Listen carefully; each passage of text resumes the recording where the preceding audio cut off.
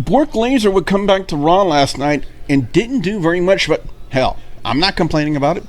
It's time for WGS-TV Reviews Monday Night Raw for the week of January 16, 2017. Hey YouTube, are you ready for your hot tag? Because VR is definitely time to work. Hey, this is Purple Haze, and you're watching WGS-TV.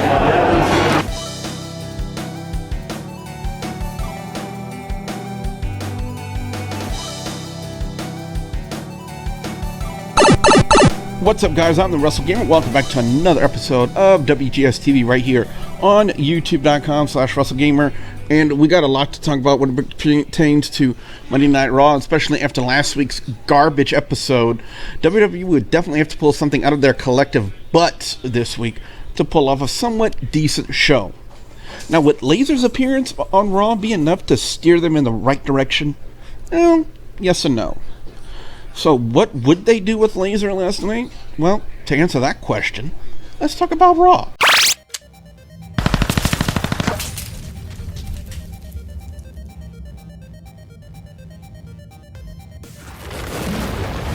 Monday Night Raw would open up with Roman Reigns addressing his United States Championship loss last week in the handicap match when he would get interrupted by Paul Heyman. So in a sense, WWE was using the opening segment to not only build on the Universal Championship match for the Rumble, but the actual Royal Rumble match itself. Kevin Owens and Chris Jericho would follow suit, then Seth Rollins and Braun Strowman, and then, much to the delight of the IWC marks in the crowd, their hero, Bork Laser, would return to Raw after he got his butt kicked by Goldberg at Survivor Series, and would do his usual spiel of horrible suplexes. Laser would then have a standoff with Braun Strowman, and Strowman drew some major heat from the crowd by backing down from the confrontation. So, heel 101. Don't give the fans what they want. Fans wanted to see a confrontation with Laser and Strowman. Strowman being the heel, saying, I'm going to deny the fans that, so he backs off. I think smart move right there. Puts more heat on Strowman. Lest I forget, Sami Zayn was in this melee to build on his angle with Strowman as well, and this would also set up the main event for the night as a six-man tag match with Roman Reigns, Seth Rollins, and Zayn taking on Strowman, Owens, and Jericho. And thank goodness we only had to tolerate Laser for about 5 minutes, as this was the only segment he was involved in. Opening match on Raw this week would be Enzo, Amore, and Big Cass taking on Jinder Mahal and Rusev. For this being Enzo's first match since his injury, he seemed to move around okay, showing no lingering effects from that injury he suffered several weeks ago at a WWE live event. As far as this angle with Enzo and Cass against Mahaal and Rusev, I would call this a mediocre angle at best. But on the bright side, we still got to see Lana. As far as the match goes, well, at least the fans were excited to see Enzo and Cass back together. And overall match content was okay in my opinion. The finish of the match was Enzo and Cass hitting the Badaboomshakla on Mahaal to pick up the win. Up next, it was Ariya Davari taking on Lince Dorado with the extraordinary gentleman Jack Gallagher on commentary to put over their I Forfeit match, which is basically the same thing as an I Quit match for 205 Live. I have to say I was quite impressed with Gallagher on commentary and did an amazing job putting that match over. As far as the match goes, it was decent in having Davari go over with a modified Cobra clutch submission on Dorado, helped to build into their angle even more for 205 Live. Up next, the Raw Tag Team Championship was on the line as Cesaro and Sheamus defended the titles against Luke Gallows and Karl Anderson. I have to say I was very impressed with what they did in this match, and all four men were on par as far as your friendly neighborhood Russell Gamer is concerned. The ending was quite unique to say the least. For those of you who didn't see it, this is how it went down. Sheamus would accidentally clock the referee and then find himself up for Gallo and Anderson's finisher, the Magic Killer. Another referee would come out to make the count. At that time, it would appear that Gallows and Anderson finally captured tag team gold on Raw, much to the delight of the IWC marks in attendance last night. However, the original referee would overrule the other and disqualify Sheamus for hitting him, still giving Anderson and Gallows the win, but only by disqualification. It really makes me wonder if they did it like this to prolong the feud with these two for a reason. Up next, it was scheduled to be Tony Nese and Rich Swann, but it turned into a beatdown by Neville. Neville as a heel has been really doing a good job getting over and getting heat from the crowd and has been one of the most talked about guys from 205 Live ever since he turned. Honestly, I would not be surprised to see them put the Cruiserweight Championship on Neville and have a good, lengthy run with it. I really don't want to talk about the Titus O'Neil New Day segments, because honestly, I'm tired of seeing it, so I'll try to be very brief about this.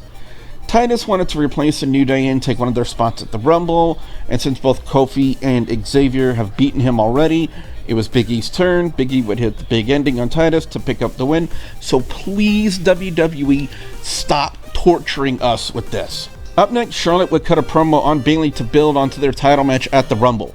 She would show poems and pics from the past with Bayley in her younger years beating legends such as Bret Hitman Hart and RVD to basically say that Bayley wasn't on Charlotte's level. And Bayley, being the babyface, would say that she's proud of her past as a fan to stick it to Charlotte. That's basically the whole gist of the promo. I'm still waiting for my hug, Bayley.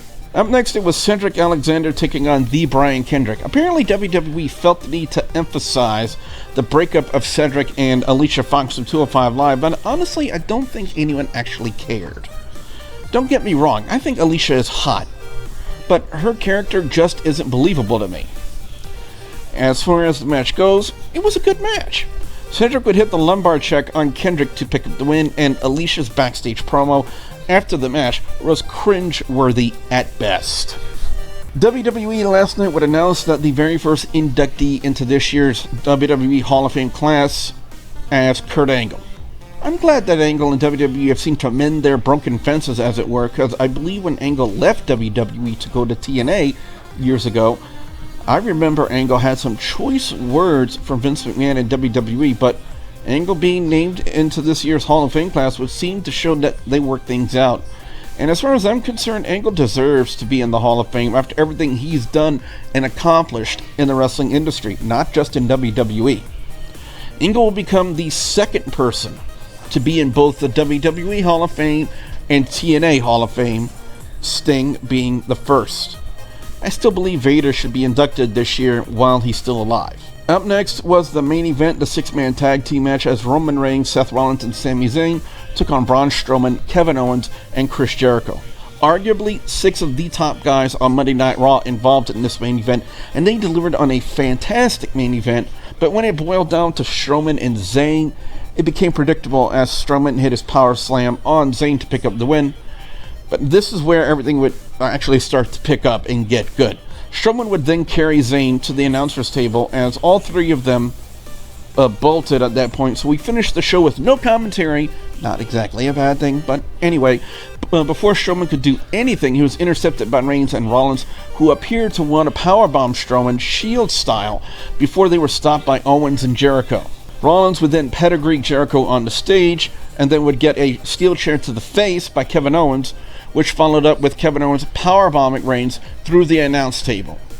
You know, it's been quite a while since WWE, and Monday Night Raw for that matter, had a nice, chaotic, and action-filled ending to one of their shows, so it was nice to see that last night.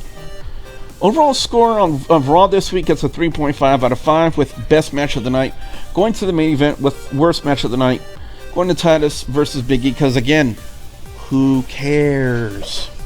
Anyway, guys and gals, that's been my thoughts on Monday Night Raw this week. What I want to know from you guys out there, the viewers and subscribers, your thoughts on Monday Night Raw this week. What are your overall scores? What are your picks for best and worst match or segment of Monday Night Raw this week? I definitely want to hear what you guys out there have to say.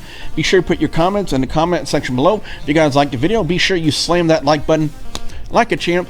And don't be a curtain jerker, guys. If you want to see more of Wrestling Talk with awesome gameplays, well, it's a 2-step process these days.